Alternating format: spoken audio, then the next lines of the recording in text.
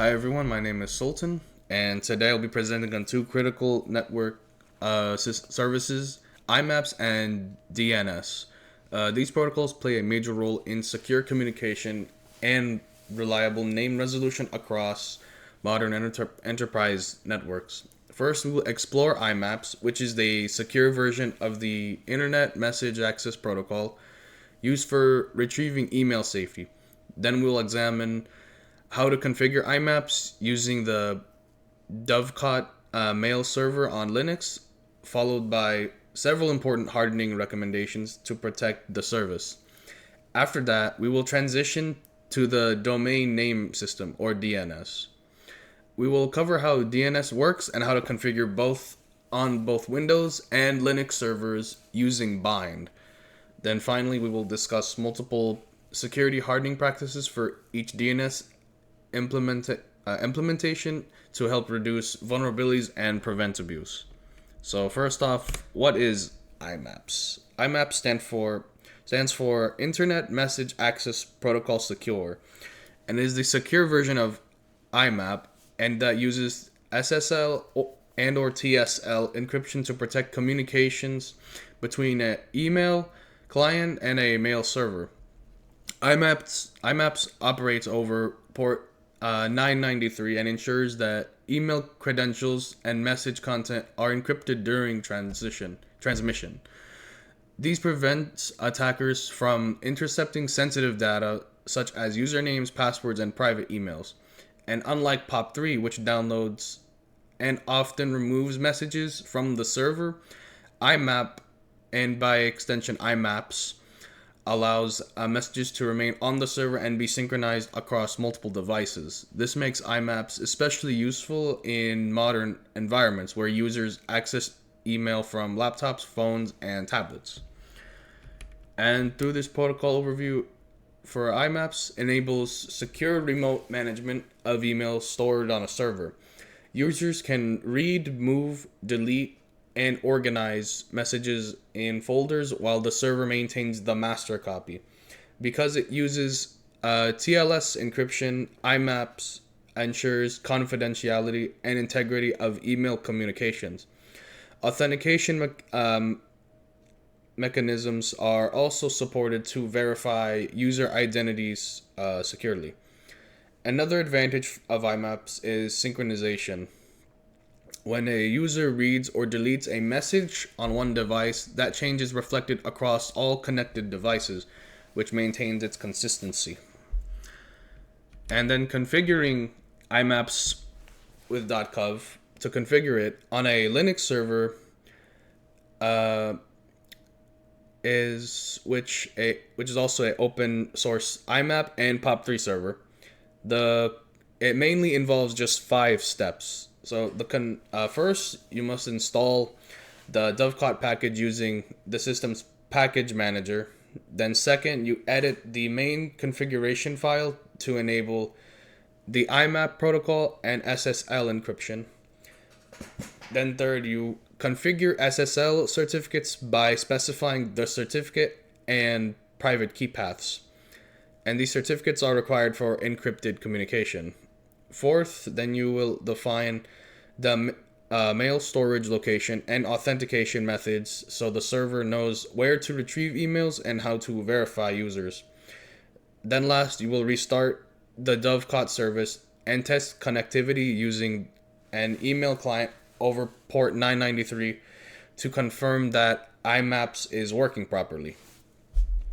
And the hardening recommendations would be first to enforce strong SSL and TSL configurations, because weak ciphers and outdated protocols like SSL version 2 and version 3 should be disabled to prevent cryptographic attacks. And you should also require strong authentication policies. Plain text authentication should be disabled unless it is protected within TLS encryption. This helps prevent credential theft. And third, you should implement firewall restrictions so only trusted networks or specific hosts can access the IMAPS service. This reduces exposure to unauthorized external connections. And also, any additional hardening can also also means regularly updating Dovecot and the operating system to patch vulnerabilities and deploying intrusion prevention tools such as fail to ban to automatically block repeated failed login attempts, which helps mitigate brute force attacks. So now on to DNS, and which stands for the Domain Name System. DNS is responsible for translating human-readable domain names into IP addresses that computers use to identify each other on a network topics. So an example would be like, instead of remembering a numeric IP address, users can type a domain name, and DNS resolves that name to the correct IP address. And DNS is also a distributed and a hierarchical system. It relies on multiple servers worldwide to respond to queries efficiently. DNS typically uses port 53 over both UDP and TCP protocols, depending on the type of query being performed. So a bit of an over here. The DNS protocol performs several key functions. It resolves host names to IP addresses through forward lookup zones, and it can also perform reverse lookups to map IP addresses back to domain names. DNS supports both recursive queries, where a server retrieves the full answer on behalf of a client, and iterative queries, where the client inquires multiple servers step by step. It also supports various record types, such as A records for IP version 4 or v4 addresses, and quadruple A records for IPv6 or version 6, MX records for mail servers, and NS records for name server delegation. These records enable service discovery and load balancing across distributed systems. So configuring DNS on Windows. On Windows environments, DNS is configured using the DNS server role, often managed alongside web infrastructure provided by Microsoft. The first step is installing the DNS server role through the Service Manager dashboard. Next, administrators open the DNS Manager tool from the Administrative Tools menu. Then they create a new forward lookup zone to define the namespace for the domain. After the zone is created, such as A records and a PTR records can be added to map domain names to IP addresses. Then lastly, optional configurations such as forwarders and zone transfers can be set up depending on network design and redundancy requirements.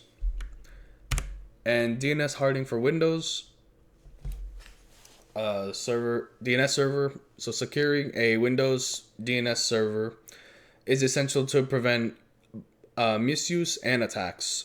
And one recommendation would be disabling recursion for external queries if the server is intended to be authoritative only. So this would prevent from being used in DNS amplification attacks. I'm sorry about that.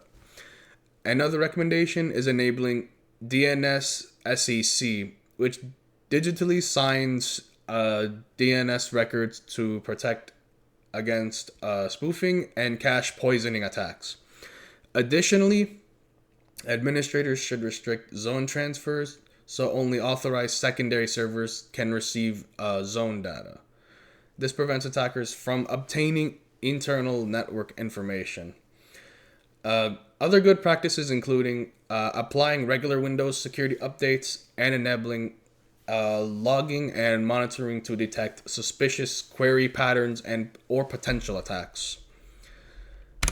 And instead of Windows, but with Linux, the most widely used DNS server in Linux is bind, which stands for Berkeley Internet Name Domain.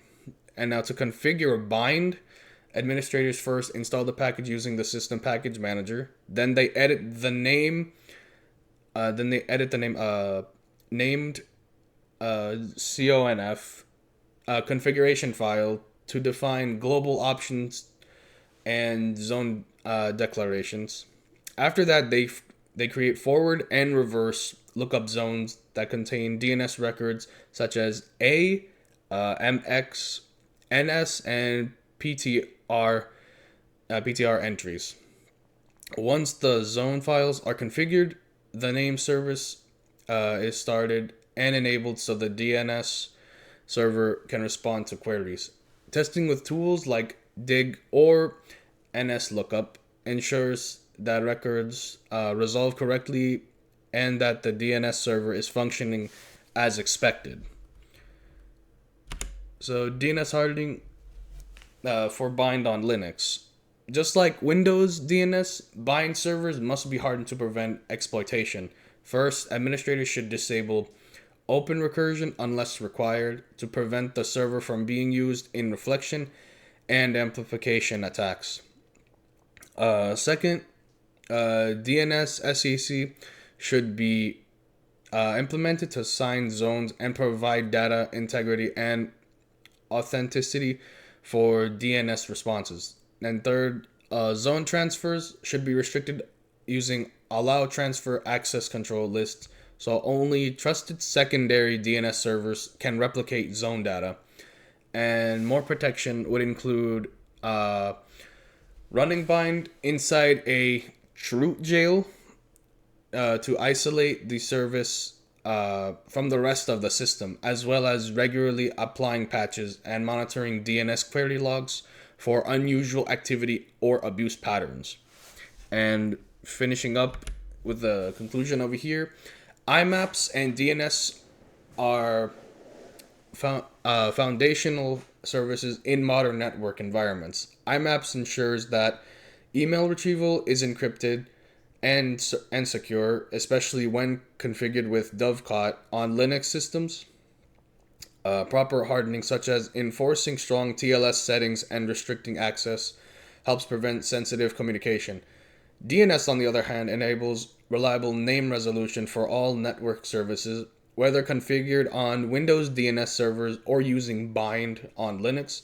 It must be carefully secured through practices such as DNS SEC, restricted zone transfers, and disabling unnecessary recursions. By following proper configuration steps and implementing strong hardening techniques, organizations can significantly improve the confidentiality, integrity, and availability of their communication and name resolution services. And with that, thank you for watching this presentation. I hope you learned something new out of this video, or presentation, I guess. So I will see y'all in the next one. Goodbye, y'all.